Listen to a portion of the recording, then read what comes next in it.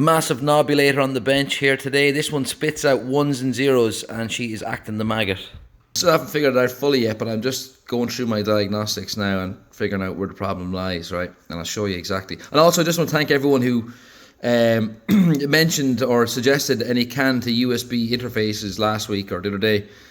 Still working on that. I will update when I pick one and show you how far I get with it. Right now, for this scroll wheel to work, there is two lines I have hooked up to the oscilloscope. But how it works, it goes on, off, on, off. So what actually happens is, when you're going clockwise, one of the lines is actually getting turned on quicker than the other one. So if I twist this clockwise, you'll see the yellow line is out in front on both occasions here. It's the first one to trigger, and there's a point of a millisecond in between them. Now if I go the other way, the blue line is out in front just by a millisecond. So that's how the computer can tell if the 1 or the 0 comes first in clockwise and anti-clockwise positions. So now I know that this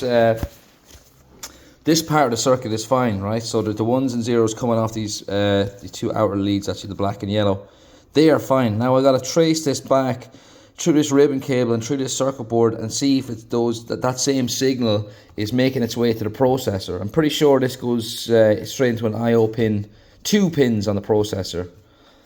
That's how they work. They don't all work like that.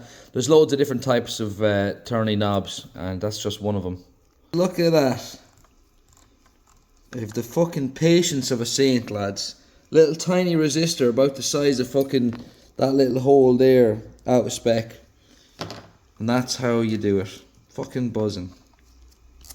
Just for a recap and for my own reference, I suppose, if I see another one of these, 2 data signals come out of here, go through this resistor network and up through this cable, over here to another little resistor network, and boom, straight onto the CPU into the I/O ports. So there was actually a resistor out of spec here earlier on the line. I did think it would end up being over here, but yeah, resistor network here was out of spec and stopping one of the data signals getting to the CPU.